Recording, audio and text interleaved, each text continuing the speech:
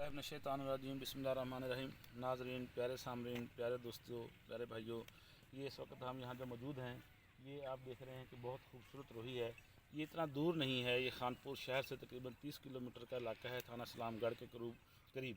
इस रोही के पास आकर यूँ महसूस होता है कि जैसे हम डीपली रोही में चले गए हैं।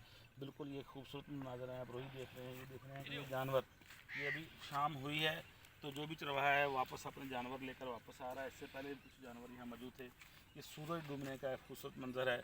ज़मीन और आसमान सब तरफ एक खूबसूरती का मंजर है। ये वो जगह है, ये देखें, हम दिखाते हैं आपको। ये गोपा है और ये एक फार्म हाउस है, ये एक डेरा टाइप है जो हमारे भाई जाम गुलाम फरीद साहब ने यहाँ बनाया है, गुलाम फरीद मडल साहब ने।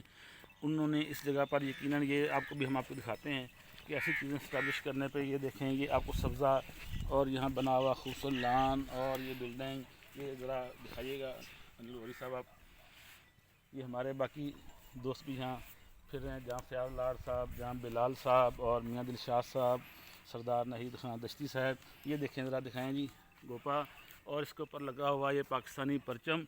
इनकी पाकिस्तान से मोहब्बत की बहुत अक्कासी कर रहा है कि वो पाकिस्तान से मोहब्बत करते हैं। हम सबको पाकिस्तान से मोहब्बत करनी भी चाहिए।